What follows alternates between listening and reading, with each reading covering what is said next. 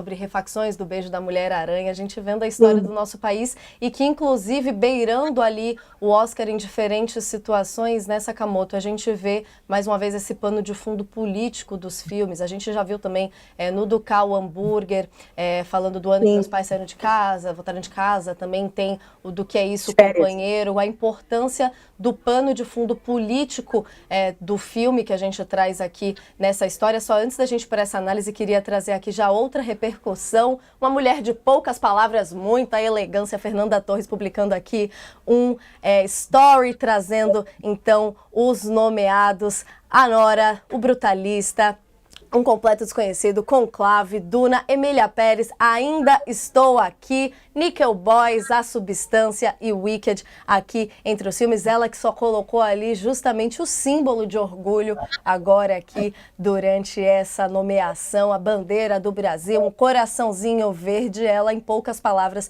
resumindo a sensação do momento, que eu imagino que deve estar ali com a ficha caindo aí. Ela que sempre com muita humildade foi falando que só as nomeações já estão mais do que ótimo para ela já está mais do que feliz com as nomeações, falou isso na época do Globo de Ouro, depois já veio o prêmio, falou agora também, dizendo da expectativa para a nomeação do Oscar, e mal posso esperar para as próximas entrevistas dela também, gente. Mas indo então aqui agora para a gente falar um pouquinho mais desse filme tão importante, né, Sakamoto, a gente trazendo então o contexto dele sendo colocado em telas de cinema pelo Brasil todo e também mundo afora, né?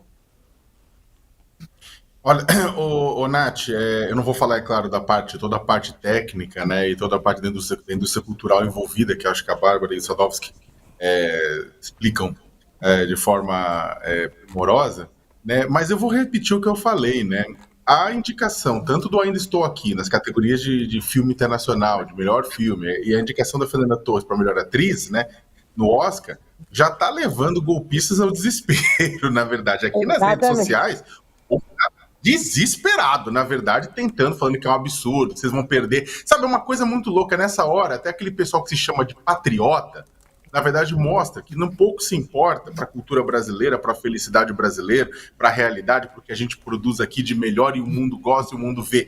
Eles estão preocupados apenas com eles e com a visão deles, né? Então tem um pessoal que já está indo ao desespero nas redes sociais. O Ainda Estou Aqui, e aí eu acho que é uma coisa interessante, né? E eu concordo com relação às análises da potência e do potencial de ganhar, inclusive em algumas dessas categorias. É uma história brasileira, mas é ao mesmo tempo uma história universal.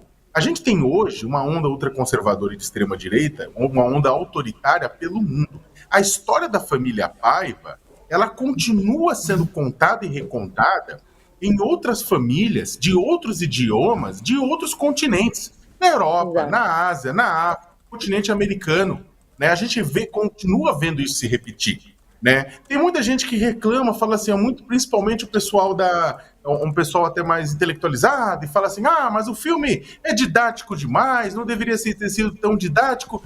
Ora, né, além do elitismo dessa declaração, que eu acho terrível, né? Vamos lembrar uma coisa, a história desse ela precisa ser contada e recontada até entrar nos ossos e vísceras das nossas crianças, dos nossos adolescentes, a fim de que aprendam, ou não esqueçam, porque tem muita gente que esqueceu, né, que a liberdade da qual desfrutam hoje não veio de mão beijada, mas custou sangue, carne e saudade de muita gente.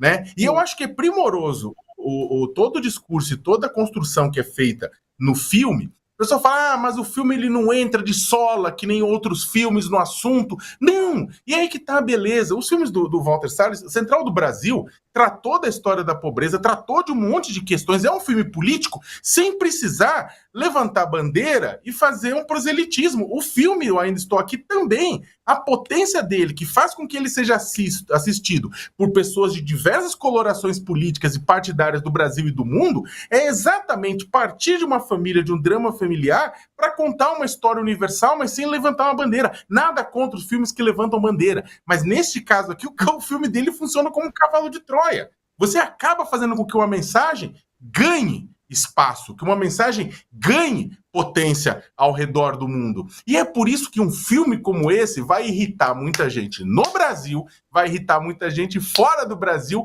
exatamente porque ele expõe o que acontece com a vida das pessoas.